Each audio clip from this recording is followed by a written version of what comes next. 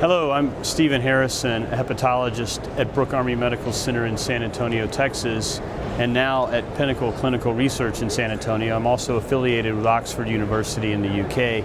I'd like to take the time today at EASL 2019 to explain some seminal work that we've presented here referencing the prevalence and severity of NAFLD and NASH. So as illustrated in the poster behind me, this is a study that was done in patients presenting for routine colon cancer screening. The patients thought they had a normal liver. They were coming in to be evaluated for their colon health, and I asked them would they like to know their liver health at the same time. These patients did not drink alcohol more than what would be expected in a patient with non-alcoholic fatty liver. They didn't take medications that cause fatty liver, and they had no known previous history of liver disease.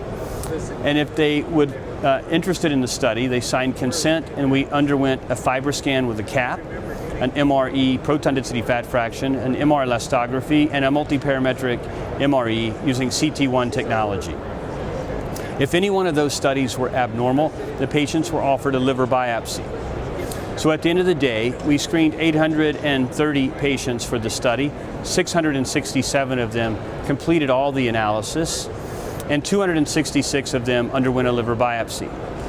As a result of that, we were able to capture a pool of patients that had normal liver biopsies in 60, a group of patients that had non-NASH NAFLD, and ultimately 99 patients that had NASH. And as you can see on the graph above, the true prevalence of fatty liver disease was 37% by MRI-PDFF, which is the gold standard for fat quantification. And the true prevalence of NASH was actually 15%, which is much higher than what is generally reported. So remember, this is the only prospective prevalence study using liver biopsy ever done. So this is really the true prevalence of NASH, at least in a middle-aged cohort of patients in the United States. And then as you see across the screen, there are different breakdowns based on ethnicity, and I'll highlight a couple of those. This disease in Latino Hispanics, 52% of patients have fat, 25% have NASH. And if we look at African Americans, only 25% have fat and 5% have NASH. If we look at Caucasians, 40% have fat, 18% have NASH. Moving across the way, we can see that in general, fatty liver and NASH is more common in males than in females. And it's highly prevalent in obese patients. 55% have fat, 26% have NASH. Diabetics, 66% have fat, 36% have NASH. If we look at the patients at the greatest risk for disease, that would be a female that's typically postmenopausal, Hispanic, obese, and diabetic.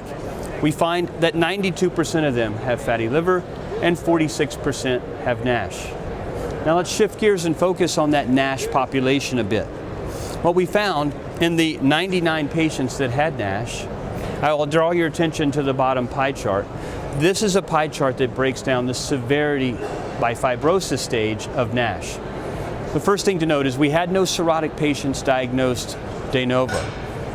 Most of our patients, 19%, were either 19% F0, 47% F1. However, 24% were F2 and 10% were F3. So a total of a third of our patients with NASH had moderate to severe fibrosis as evidenced by F2 or F3 disease.